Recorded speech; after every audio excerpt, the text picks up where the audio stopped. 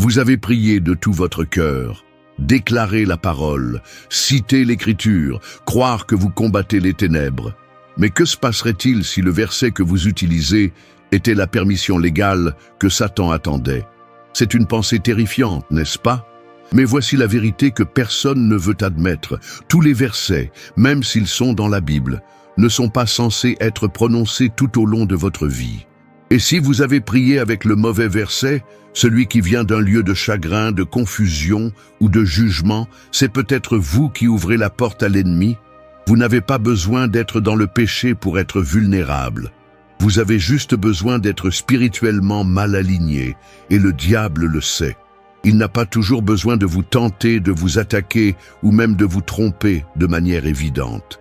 Parfois, tout ce qu'il a à faire est de s'asseoir et d'attendre que vous commenciez à prier les Écritures hors de leur contexte, parce qu'à ce moment-là, vous lui avez sans le savoir remis une clé. Laissez-moi vous poser une question que la plupart des gens ne remettent jamais en question.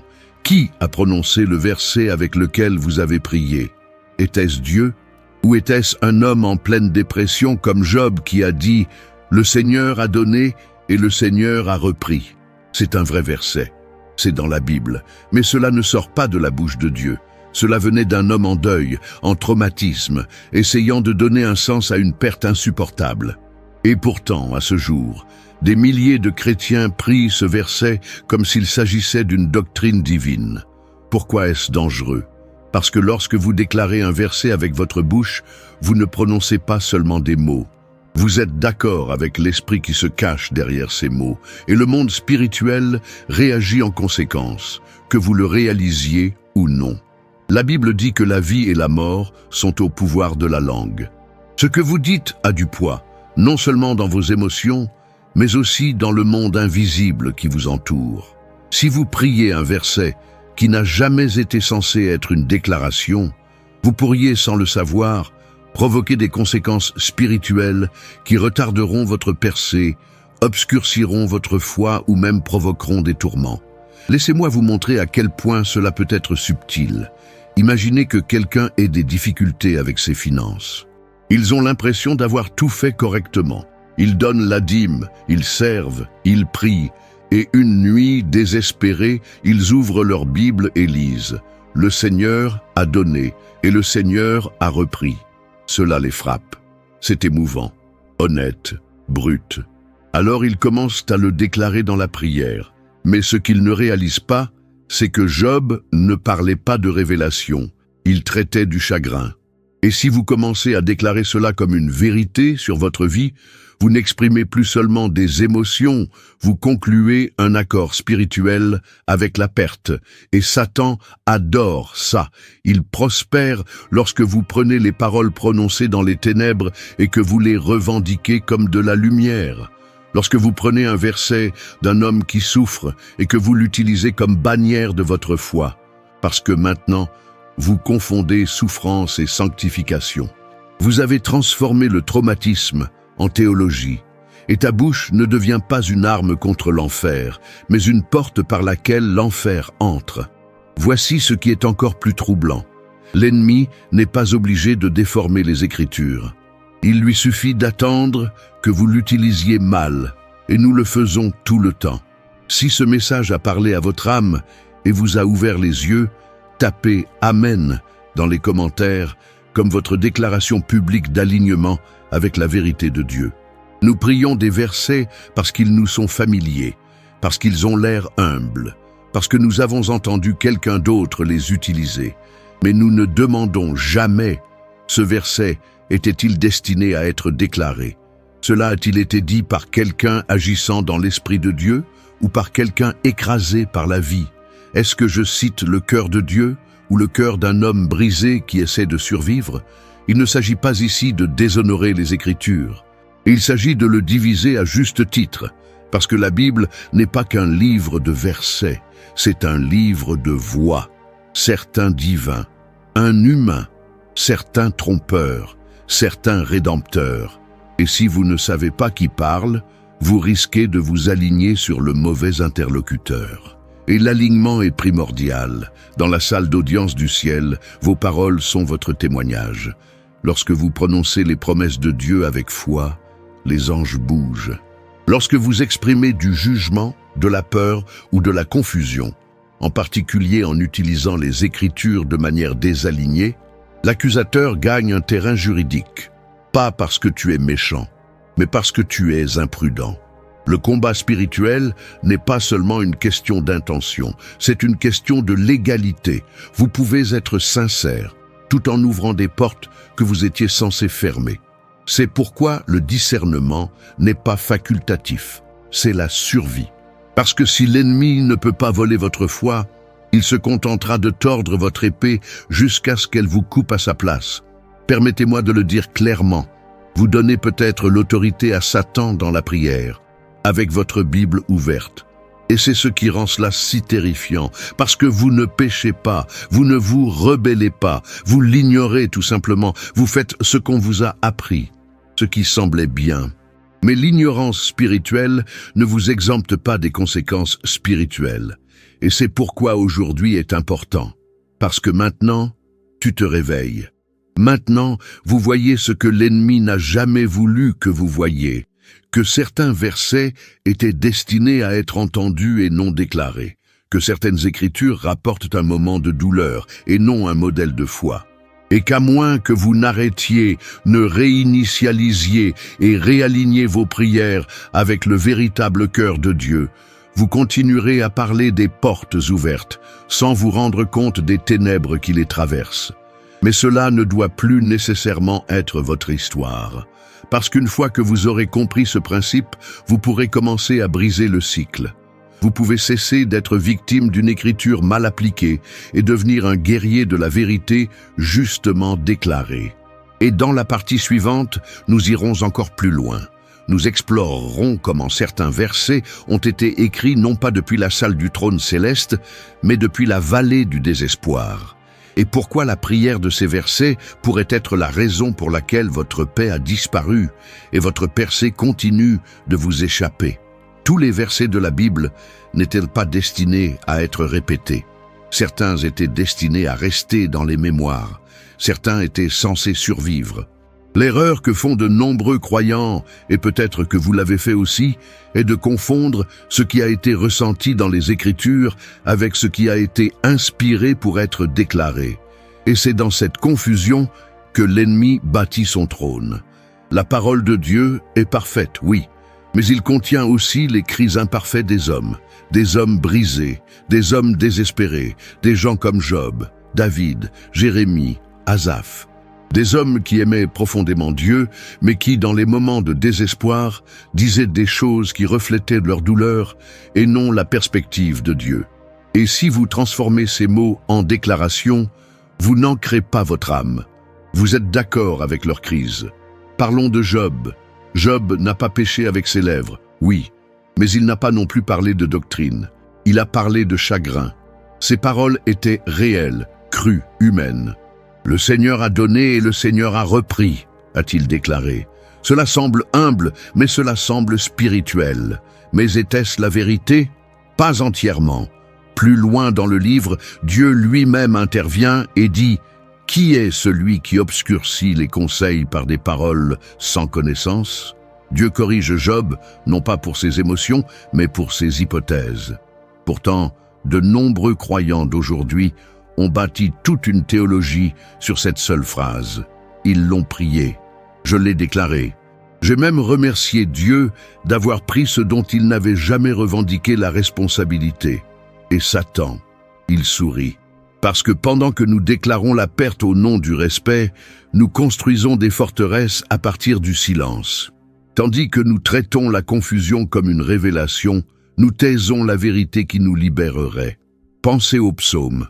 David était un homme selon le cœur de Dieu, mais il a aussi traversé la vallée du désespoir. Pourquoi m'as-tu abandonné? Je suis un ver et non un homme. Mes os brûlent comme du feu. Ce ne sont pas des déclarations célestes, ce sont des cris du bord. Et Dieu les a permis dans le canon des Écritures, non pas pour que nous les répétions, mais pour que nous puissions nous identifier à eux et continuer à marcher. Mais voici ce qui se passe lorsque vous prenez ces versets et les déclarez quotidiennement. Vous vous figez spirituellement dans l'état émotionnel dans lequel ils ont été écrits. Vous prenez la vallée de quelqu'un d'autre et en faites votre adresse permanente. Vous vous enveloppez dans la robe de deuil de quelqu'un d'autre et vous vous demandez pourquoi la joie n'arrive jamais. Prenons Ésaïe 64, 6 comme autre exemple.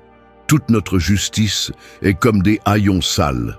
Ce verset a été utilisé comme arme contre les croyants depuis des générations. Les gens le déclarent eux-mêmes, pensant que c'est de l'humilité. Mais ils oublient, c'était un cri de gens dans le péché, désespérés d'avoir pitié. Pas une prescription pour les racheter. Si vous êtes en Christ, vous êtes revêtus de sa justice. Mais si vous continuez à déclarer que tous vos efforts sont inutiles, vous donnez à l'ennemi accès à votre valeur, à votre identité et à votre confiance. Ce n'est pas cela la maturité spirituelle, c'est du masochisme spirituel. Le danger ici est subtil mais dévastateur. Lorsque vous intériorisez les lamentations en tant qu'identité, vous rejetez la transformation qu'offre l'Évangile. Vous vivez comme quelqu'un qui essaie d'être accepté par Dieu au lieu de quelqu'un déjà adopté. Et cet état d'esprit, cela crée une blessure ouverte dans votre esprit, celui que Satan peut sentir. Ne vous y trompez pas. Les ténèbres sont attirées par le désespoir, et le désespoir déguisé en dévotion reste le désespoir. Pensez à Lamentation 3, 17. Mon âme a été privée de paix. J'ai oublié ce qu'est le bonheur. Puissant? Oui. Honnête? Absolument. Mais c'est un aveu, pas un décret. Et lorsque vous le répétez encore et encore dans vos prières de minuit, vous n'invitez pas à une percée. Vous liez votre paix à la souffrance de quelqu'un d'autre. Et le royaume démoniaque comprend bien mieux les accords juridiques que la plupart des chrétiens. Au moment où vous commencez à déclarer des versets de désespoir sans discernement, vous avez conclu un contrat spirituel.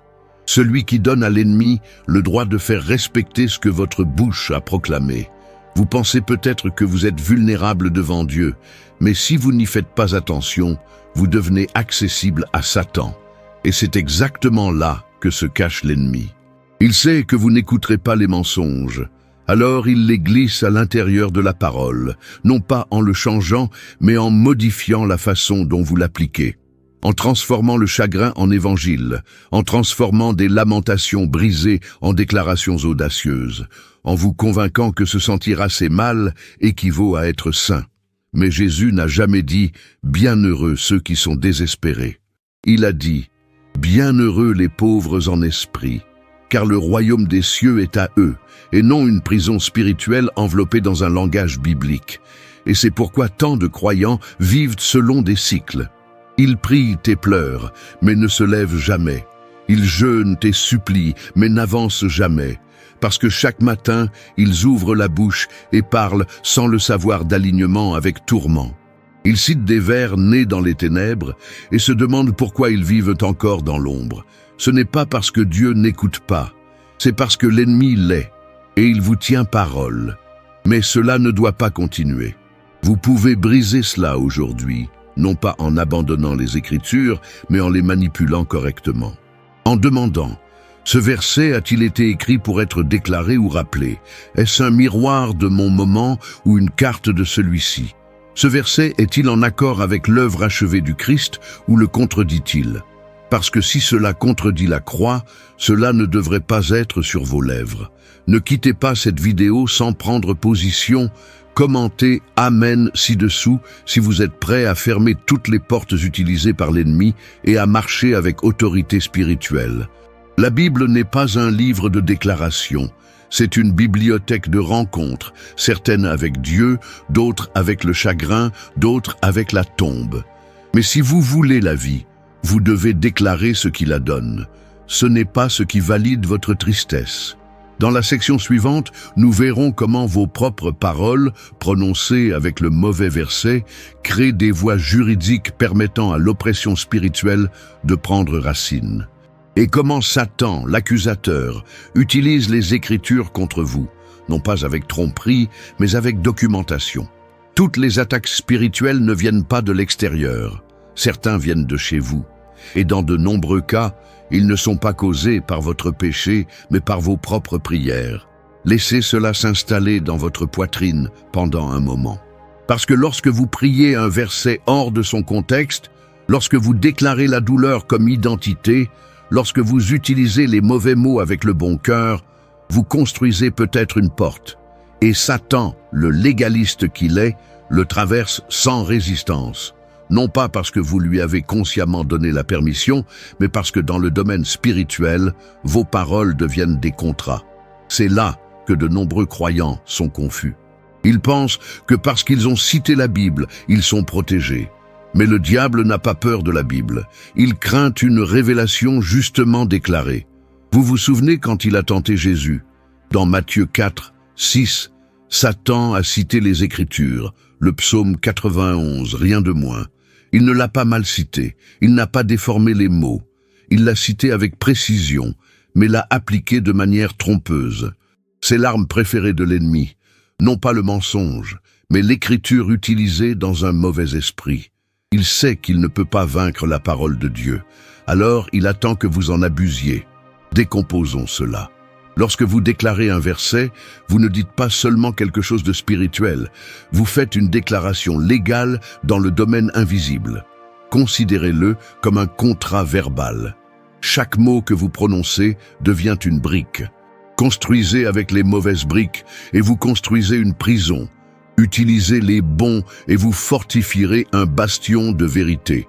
Mais la plupart des chrétiens n'apprennent pas cela.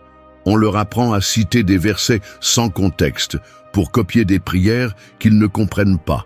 Répéter des déclarations qui semblent saintes, mais qui sont spirituellement creuses, voire dangereuses. Et c'est là que Satan devient audacieux. Il entre dans votre atmosphère, non pas avec force, mais avec revendication. Il dit, ils l'ont déclaré, je ne réponds qu'à ce à quoi ils m'ont donné accès. Et vous ressentirez l'oppression, la lourdeur, le retard constant. Mais vous ne reconnaîtrez pas la source, car vous penserez que ce n'est qu'un essai. En réalité, c'est une conséquence juridique d'un désalignement spirituel. Laissez-moi vous donner un exemple. Imaginez quelqu'un qui se réveille chaque matin et déclare « Mon âme est abattue en moi ». Cela semble poétique, cela vient des psaumes. Mais s'il est prononcé quotidiennement, ce verset n'élève pas votre âme, il l'ancre dans le chagrin. Et s'il est prononcé dans la prière, cela peut créer une atmosphère qui invite à la lourdeur spirituelle. Non pas parce que la parole est imparfaite, mais parce qu'elle était destinée à être traitée et non proclamée. C'est pourquoi le discernement est une arme.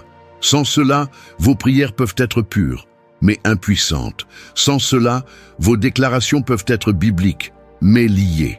Et l'ennemi le sait. Alors il attend que vous soyez émotifs, vulnérables. Il attend que vous vous sentiez brisé. Puis il vous pousse vers des versets qui reflètent ce que vous ressentez au lieu de ceux qui déclarent ce que Dieu a dit. Il murmure « Utilise celui-ci. Cela te ressemble en ce moment. » Et parce que tu es désespéré, tu le dis, vous le déclarez, vous êtes d'accord avec cela. Et juridiquement, il gagne du terrain. Parce que votre voix compte, la langue a le pouvoir de vie et de mort. Et Satan ne se soucie pas de la sincérité de votre cœur, il se soucie de ce que dit votre bouche. Maintenant, approfondissons cela. Si vous avez ressenti le poids de cette vérité et que vous êtes prêt à rompre tout accord caché, inondez les commentaires d'un « Amen » audacieux et faites savoir à l'ennemi que vous n'êtes plus silencieux. Vous souvenez-vous comment, dans Job 1, Satan se présente devant Dieu et demande un accès légal pour tester Job. Il n'a pas seulement attaqué, il a fait valoir son point de vue. Il a demandé l'autorisation. Le monde spirituel fonctionne en structure, en ordre, en juridiction. Alors que se passe-t-il lorsque vos propres mots lui donnent une raison? Si l'accusateur peut utiliser vos prières comme preuve, il le fera. Et si vous ne comprenez pas la légalité spirituelle de vos déclarations, vous invitez peut-être à la guerre sous la bannière de l'adoration. Et oui, c'est pourquoi certaines personnes prient plus fort et sont davantage attaquées. Non pas parce que Dieu n'écoute pas, mais parce que leurs paroles ne sont pas alignées avec la vérité. Ils citent des versets comme « Je suis affligé et je souffre », pensant que c'est de l'humilité. Mais le royaume des esprits n'enregistre pas les émotions, il enregistre l'autorité. Et si vous déclarez votre affliction à plusieurs reprises, l'affliction acquiert le droit de répondre. Voici une vérité qui donne à réfléchir. Satan n'a pas besoin de tenter tous les croyants. Certains croyants causent déjà des dégâts spirituels de leur propre voix. Et à moins que cela ne soit corrigé, ces croyants tourneront en rond, implorant Dieu de les soulager tout en alimentant sans le savoir l'atmosphère de leur esclavage. Mais voici l'avancée. Une fois que vous reconnaissez que vos mots ont du poids, vous pouvez changer l'atmosphère. Vous pouvez annuler les contrats verbaux. Vous pouvez dire une vérité qui lie l'ennemi au lieu de lui donner du pouvoir. Cela commence par le repentir, non par honte, mais par conscience. En disant « Père, je ne savais pas, j'ai parlé avec douleur, j'ai déclaré ce qui semblait vrai, pas ce qui est vrai. Je renonce à chaque verset que j'ai utilisé par erreur. Je romps l'accord avec le chagrin, avec le jugement, avec la mort. Je choisis la vie, je choisis l'alignement. Parce qu'une fois que vous rompez cet accord, l'accusateur n'a aucun motif. Les chaînes se desserrent, le brouillard se dissipe, la résistance s'estompe. Et soudain, vous réaliserez que ce ne sont jamais vos prières qui manquaient de puissance. C'était votre discernement qui avait besoin d'être aiguisé. Dans la section suivante, nous allons apprendre à faire la différence entre un verset destiné à la réflexion et un verset destiné à la déclaration. Vous découvrirez comment armer vos prières avec précision, pas seulement avec passion, et enfin récupérer l'autorité spirituelle qui a toujours été la vôtre. C'est la partie que personne n'enseigne jamais à l'Église. Comment faire la différence entre les versets que vous déclarez et les versets que vous discernez simplement? Parce que la Bible, aussi sainte et infaillible soit-elle, contient de multiples types de discours. Tous les mots ne sont pas des ordres, toutes les lignes ne sont pas une promesse. Et si vous traitez chaque verset de la même manière, vous aurez des ratés dans l'esprit. Le discernement ne consiste pas à douter des Écritures. Il s'agit de le comprendre avec une précision spirituelle, parce que lorsque vous ouvrez la parole, vous entrez sur un champ de bataille, et toutes les armes ne fonctionnent pas dans tous les combats. Certains versets sont des épées, d'autres sont des boucliers. Certains sont des avertissements, d'autres sont des blessures. Et la seule façon de savoir quoi manier et de quoi témoigner est de demander au Saint-Esprit « Est-ce pour ma bouche ou pour mon entendement ?» Allons plus loin. Le livre des psaumes est un parfait exemple de la diversité du langage biblique. David crie d'angoisse, se réjouit du triomphe, plaide pour la justice et lutte contre la culpabilité, le tout dans le même livre. Et si vous déclarez une de ces lamentations au moment de la guerre, au lieu d'une de ces victoires, vous pourriez renforcer le mauvais esprit. Prenez le psaume 38, 6. « Je suis courbé et très humilié. Toute la journée je vais en deuil. C'est brut, c'est réel, mais c'est aussi temporaire. » David ne déclarait pas cela pour toujours au cours de sa vie. Il exprimait ce qu'il ressentait au milieu d'un instant. Si vous prenez cela et commencez à le dire chaque matin pendant votre temps de prière, vous ne profitez pas de la percée de David, vous revivez sa dépression. Le discernement signifie savoir ceci. Certains versets ont été capturés pour nous enseigner le processus, et non pour fournir des modèles de prière. Et c'est ici que l'ennemi prospère, dans la confusion entre expression et proclamation. Il attend que vous citiez quelque chose qui semble spirituel, mais qui n'a jamais été censé être une déclaration spirituelle. Parce que votre voix a du poids dans l'esprit, et lorsqu'elle est mal alignée, même un verset devient un piège. Alors, comment savoir quoi déclarer? Posez 3 questions chaque fois que vous ouvrez votre Bible. Qui parle? Est-ce Dieu, Jésus, un prophète, un pécheur, un homme en deuil? Le contexte est tout. Lorsque Job dit « Maudit le jour de ma naissance », nous ne considérons pas cela comme une doctrine. Alors, pourquoi le faisons-nous avec d'autres cris émotionnels? Quel était le contexte? Cela a-t-il été dit dans la victoire ou dans la défaite? Était-ce un sommet de montagne ou une fosse? Lisez-vous une révélation ou une réaction? Est-ce conforme à la nouvelle alliance? C'est crucial. De nombreux versets ont du poids, mais tous ne correspondent pas à l'œuvre achevée du Christ. Si un verset contredit ce que Jésus a fait sur la croix, votre pardon, votre autorité, votre identité, il doit être compris et non proclamé. Laissez-moi vous montrer cela en pratique. Ésaïe 54, 17 dit « Aucune arme formée contre vous ne prospérera ». C'est un verset de déclaration. C'est Dieu qui parle directement, prophétiquement sur son peuple. Vous pouvez vous en tenir à cela. Vous pouvez crier cela face à l'opposition et le ciel vous soutiendra. Comparez maintenant cela avec le psaume 102, 4. « Mon cœur est flétri et desséché comme l'herbe. J'oublie de manger ma nourriture. » C'est un verset descriptif, un moment de profonde tristesse. Cela nous apprend à quoi ressemble la souffrance. Mais ce n'est pas une arme. Si vous commencez à le répéter quotidiennement, vous commencerez peut-être à l'incarner, non pas par une force spirituelle, mais par un accord psychologique. Et c'est ici que cela devient plus profond. Certaines personnes pensent que répéter des versets douloureux fait preuve d'humilité. Être humble, c'est être saint. Mais la vérité est que Jésus ne nous a jamais appris à vivre dans le chagrin. Il nous a appris à y exprimer la vie. Il a dit dans Jean 6, 63, « Les paroles que je vous ai dites sont pleines d'esprit et de vie. Les mots que vous déclarez doivent produire la vie et non la drainer. Ils doivent s'aligner sur son esprit et pas seulement sur votre situation. Parce que la parole est vivante. Et quand vous le dites avec révélation, cela s'active. Mais quand on le parle avec confusion, ça stagne.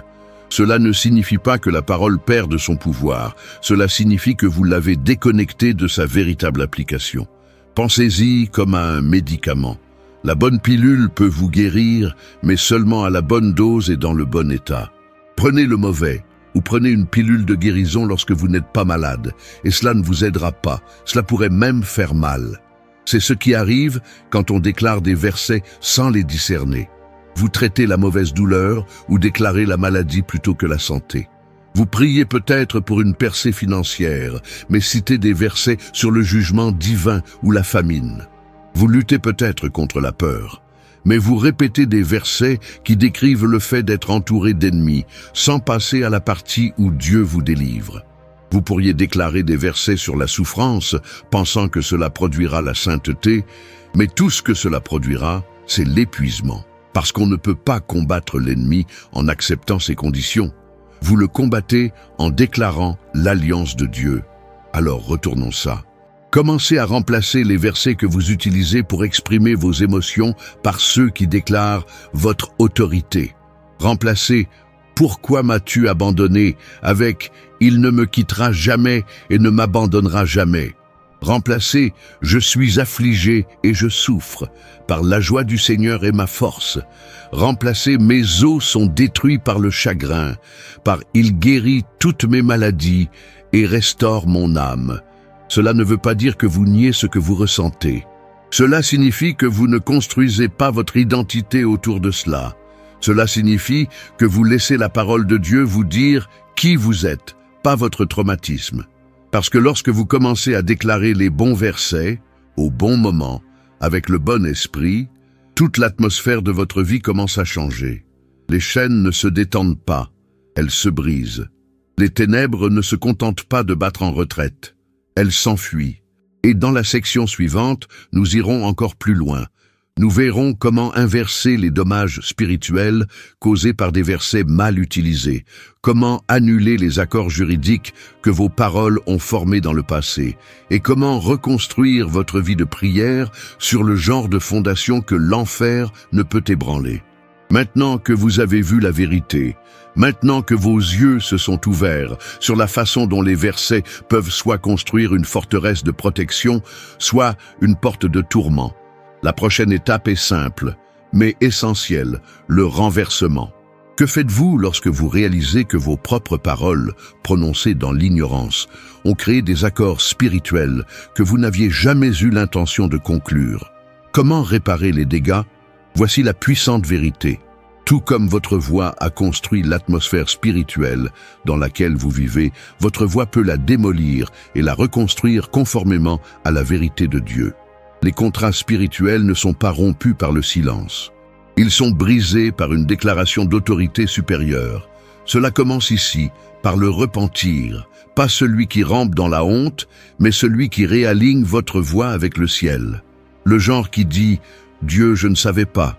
Je pensais que je priais avec foi, mais je répétais la tristesse. Je pensais que j'étais respectueux, mais je donnais à l'ennemi la permission de rester. J'annule chaque parole que j'ai déclarée qui était enracinée dans la peur, la douleur ou la confusion. Je révoque tout accord spirituel que j'ai conclu sans le savoir. Je déclare qu'à partir de ce moment, ma bouche ne libérera que ce que tu as écrit. Et c'est ainsi que la base juridique est franchie. Les affirmations de l'accusateur restent muettes. Les chaînes forgées par l'incompréhension commencent à se briser une à une. Pourquoi ? Parce que la vérité l'emporte toujours sur l'ignorance. Et lorsque vous dites la vérité, vous activez le pouvoir. Lorsque vous parlez de rédemption, vous activez le renversement. Soyons clairs, vous n'êtes pas condamné. Si vous avez abusé des Écritures dans la prière, vous n'êtes pas disqualifié. Vous étiez sincère, mais la sincérité sans connaissance ouvre toujours des portes. C'est pourquoi l'Écriture dit « Mon peuple périt faute de connaissance ». Pas par manque d'amour, pas par manque de dévouement, mais faute de révélation. Mais maintenant, vous savez. Et maintenant, vous êtes responsable de ce que vous dites. Vous êtes responsable de ce que vous déclarez concernant votre maison, vos enfants, votre corps, vos finances, votre foi. Alors, comment reconstruire ? Vous commencez par une déclaration intentionnelle. Vous dites uniquement ce qui est conforme à la volonté de Dieu, à son alliance et à ses promesses à travers Christ. Ne vous contentez pas de dire des choses qui semblent bibliques. Demandez, est-ce que cela reflète le cœur de Dieu? Est-ce que cela correspond à son esprit? Est-ce que cela fait tomber le paradis ou invite-t-il au désespoir? Laissez-moi vous donner des étapes pratiques que vous pouvez commencer à utiliser dès aujourd'hui. Vérifiez vos prières. Prenez le temps de revenir sur les versets que vous avez utilisés. Demandez au Saint-Esprit de révéler lesquels sont nés dans le chagrin et non dans la gloire. Remplacez les lamentations par la vie. Si vous avez cité le psaume 88, où les ténèbres sont les amis les plus proches, passez au psaume 27. 1. L'Éternel est ma lumière et mon salut. De qui aurais-je peur? Déclarez l'alignement. Commencez chaque prière en déclarant « J'aligne mes paroles, mes pensées et mes déclarations avec la pensée du Christ. Chaque parole de cette bouche parlera de vie. Récupérez votre voix. Dites à haute voix cette vérité. J'annule tous faux accords que j'ai conclus avec la souffrance, le manque, l'abandon et le désespoir. Je brise toutes les chaînes construites par des écritures mal utilisées. Je déclare maintenant la vérité de Dieu sur ma vie. Je suis couvert, protégé, restauré et je marche dans l'autorité divine. Faites cela quotidiennement, pas comme un rituel, mais comme entretien spirituel. Parce que la guerre dans laquelle vous vous trouvez n'est pas neutre. Votre silence n'est pas un silence pour l'ennemi. C'est un vide qui attend d'être comblé. Si vous ne le remplissez pas de la parole de Dieu, quelque chose d'autre le fera. C'est pourquoi, à l'avenir, votre bouche doit devenir une arme, et non une blessure. Lorsque vous prononcerez les Écritures maintenant, vous les prononcerez avec clarté, discernement et autorité. Pas parce que c'est émouvant, pas parce que c'est poétique, mais parce que c'est aligné avec l'esprit de vérité. Et c'est la différence entre un verset qui donne la permission à l'ennemi et un autre qui l'oblige à fuir. Imaginez ceci, vous priez « Je suis oublié, abandonné, brisé ». Mais maintenant, vous vous levez et déclarez « Je suis assis avec Christ dans les lieux célestes. Je suis caché en lui, je suis une nouvelle création. L'ennemi n'a aucune prise. L'atmosphère répond, l'obscurité se retire, le ciel approche.